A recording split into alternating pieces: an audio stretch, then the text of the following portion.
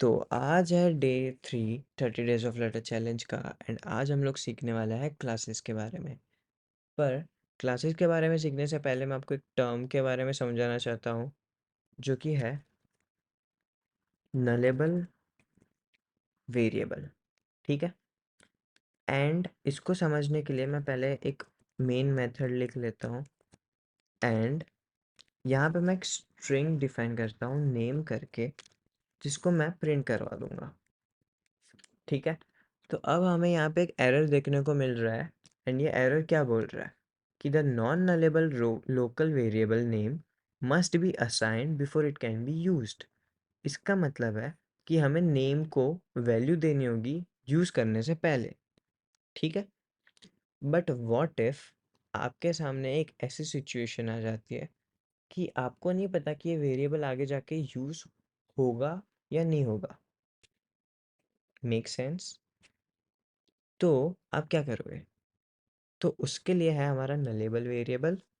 And अगर हम ये नेम को नलेबल बनाना चाहता है, तो हम लोग उसके डेटा टाइप का नाम लिखने के बाद एक क्वेश्चन मार्क लगा देंगे।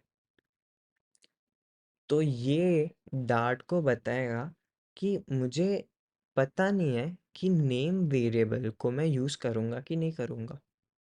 बट अगर मैं उसको यूज़ करता हूँ, तो तुम उसको मेमोरी में असाइन कर देना एंड उसका वैल्यू वहाँ पे स्टोर कर देना। एंड अगर मैं नहीं करता हूँ तो उसको मेमोरी मत देना। मतलब क्या होगा कि ये जो नेम लिखा ना मैंने, उसका अभी कोई मेमोरी नहीं बना है। ठीक है। बट जब मैं ऐसा नेम को वैल्यू दूंगा, नेम इक्वल्स टू साहिल, तो इसका मेमोरी असाइन होगा। ठीक है। समझ गए? तो हाँ, ये है नलेबल वेरिएबल। अब इसको मैं कर देता हूँ कमेंट। अब हम लोग क्लास के बारे में सीखते हैं, जहाँ पे हम नलेबल वेरिएबल का यूज़ करने वाला है। तो क्लास डिफाइन करने के लिए डार्ट में हम लोग लिखते हैं क्लास कीवर्ड, देन क्लास का नाम। सो मैं लिखता हूँ बुक। अब हम लोग वेरिएबल्स बनाएंगे जिसमें हम बुक की डिटेल्स स्टोर करेंगे, जैसे कि नेम हो गया, ऑथर का नाम हो गया, एंड प्राइस हो गया। ठीक है।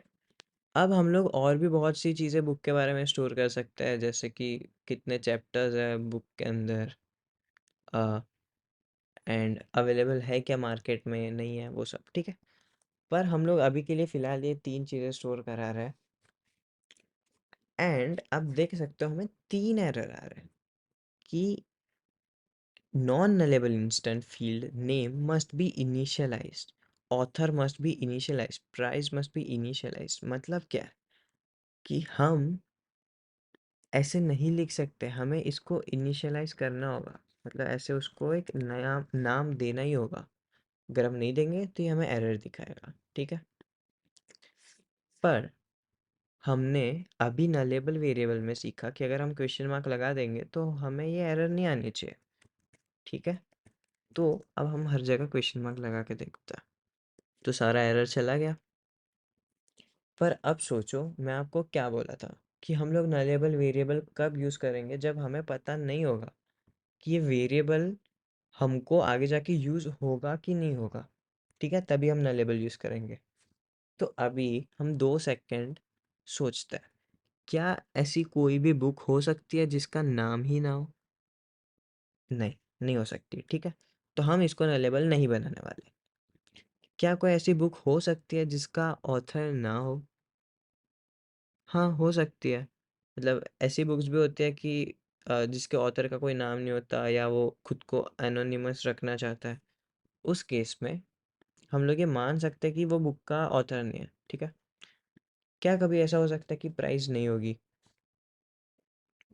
नहीं, ऐसा नहीं हो सकता। ठीक है।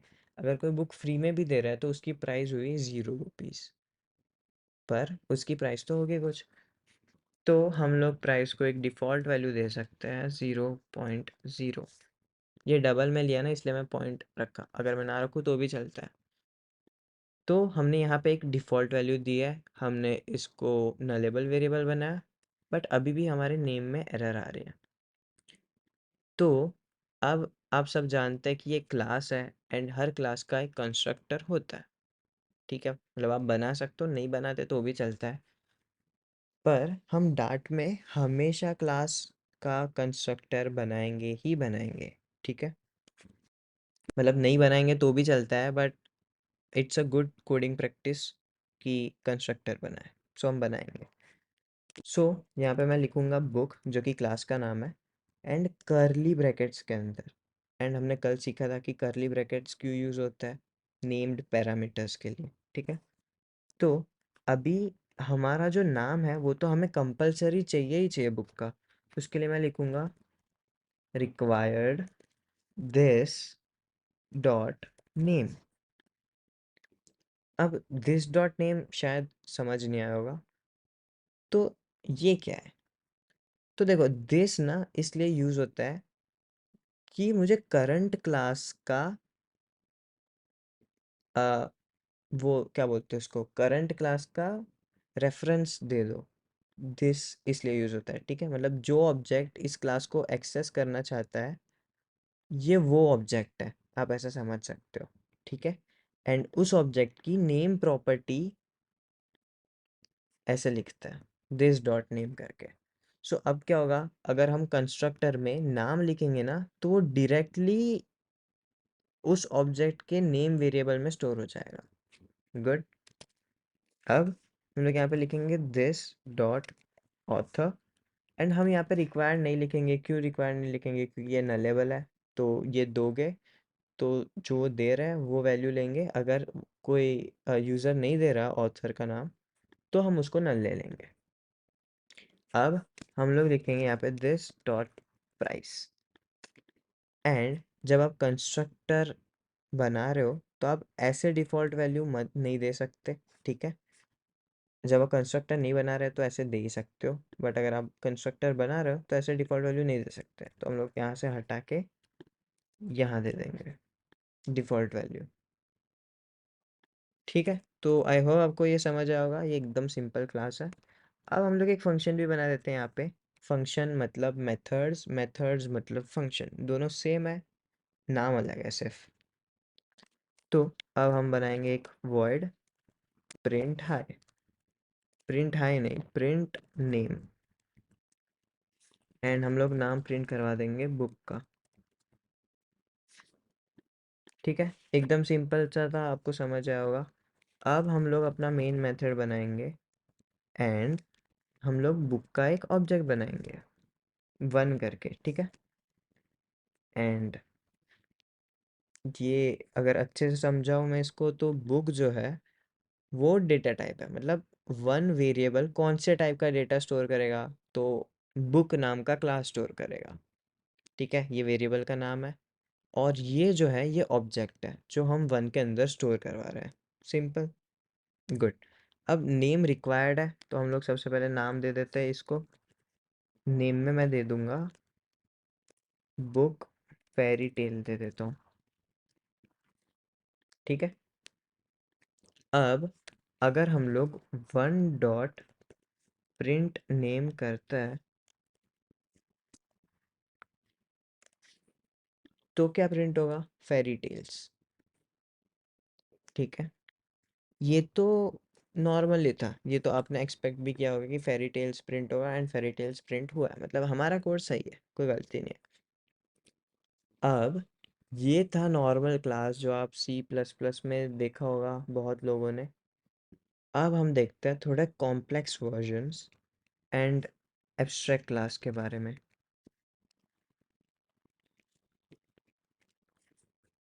अब जिन लोगों को नहीं पता कि एब्स्ट्रैक्ट क्लास क्या होता है, एंड जिन लोगों ने लेक्चर्स बंक किए होंगे सी प्लस प्लस वाले, या जिन लोगों को सी प्लस प्लस आता ही नहीं है, उनके लिए मैं समझा रहा हूँ। एब्स्ट्रैक्ट क्लास मतलब ऐसे क्लास जिसमें आप ये जो मेथड्स है ना, आप वो लिख सकते हो, बट ऐसे डायरेक्टली लिख सकते हो। जैसे कि मैं यहाँ पे लिख दूँ वॉइड प्रिंट ऑथर, एंड में इसका बॉडी ना दूँ, ये फंक्शन की बॉडी में दे ही नहीं रहा, ठीक है? तो इसको बोलता है कि सिर्फ डिफाइन करके छोड़ दिया। एंड ऐसा आप ये क्लास में नहीं कर सकते, क्योंकि ऐसे क्लासेस को कंप्लीट क्लास भी बोला जाता है। तो आप इनकम्प्लीट मेथड्स उसके अंदर नहीं लिख सकते हो, ठीक है।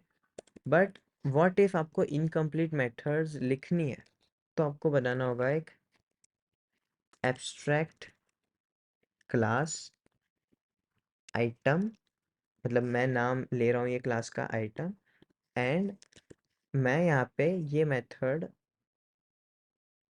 का सिर्फ डिफाइन कर रहा हूँ मैं मेथड का नाम सिर्फ, एंड उसका जो बॉडी है वो मैं यहाँ पे नहीं लिख रहा, ठीक है।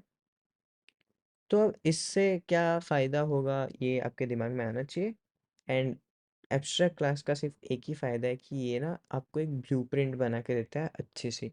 मान लो कि मैं और आप सेम प्रोजेक्ट पे काम कर रहे हैं, एंड आप ये बुक का ऑब्जेक्ट बना रहे हो, एंड आपके पास और भी बहुत सारे ऑब्जेक्ट्स हैं, मतलब हम स्टेशनरी शॉप के लिए बना रहे हैं, एंड वहाँ पे है बुक है, पेन है, एंड और भी बहुत सारी चीज़ें हैं। तो मैंने ये आइटम करके एक एब्स्ट्रैक्ट क्लास बनाया।